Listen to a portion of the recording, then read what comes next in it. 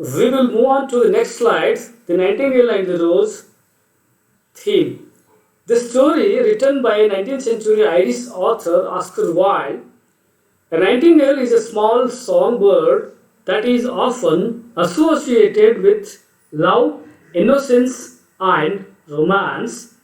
A rose of similar association is, on the other hand, a flower which comes in many colors, including white, pink, yellow, and orange.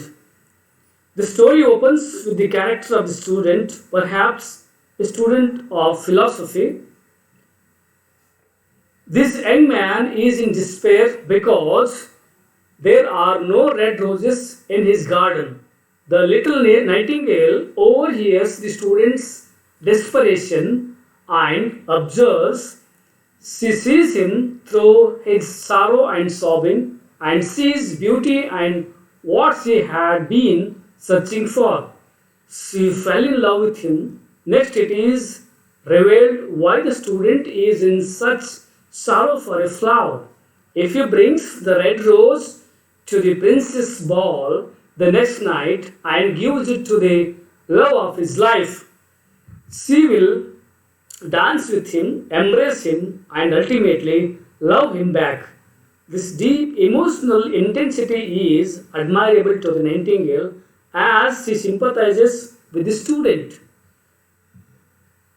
She too holds love in very high regard, much like the student does, as all the little creatures in the garden are inquiring on the student's exaggerated weeping and commenting on his ridiculousness. The nightingale understood his pain and set out to relieve it.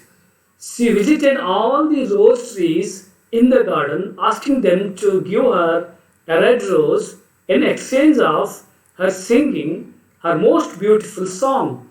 Unfortunately, none could produce a red rose but only yellow, pink, and white. The nightingale asked the rose tree that grew under the student's window for a red rose. It did produce roses of that color but could not grow them due to the cold weather. The nightingale wept and pleaded, and the tree had a way to produce the single red rose, but warned that it was a terrible way. But of course, the lovesick nightingale did not care. The tree told the nightingale that to get her red rose, she had to build it.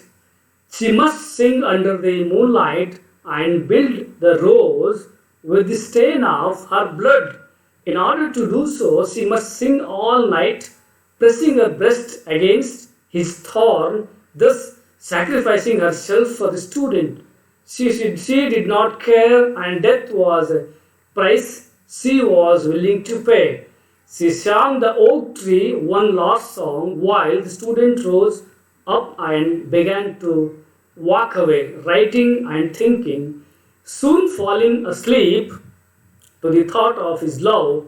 While he slumbered, the nightingale did as he was told and sang her most beautiful song, a love song, and as she sang, the rose blossomed. As she continued to sing and press her breast into the thorn even more, it helped the flower blossom and turn from pale white to crimson red. Although painful, the little nightingale did as she was told and pressed and sang, until finally the rose fully blossomed and the nightingale was dead with a thorn in her heart. The student, of course, finds the single beautiful red rose growing in his garden and happily plucks it. He immediately ran to give it to the professor's daughter, which he was in love with, and asked her to dance with him.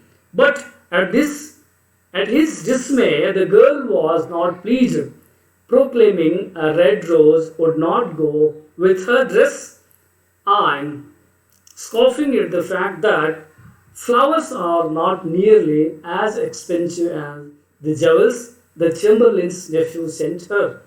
seemingly unabashed as the student calls her ungrateful and gets thrown out by the offended girl, still comparing his unworthiness of a student to the highness of the chamberlain's nephew.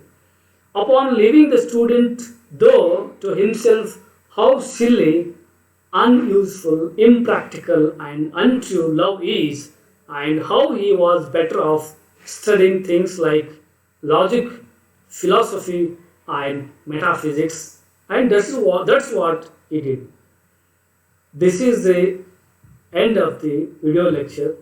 Thank you.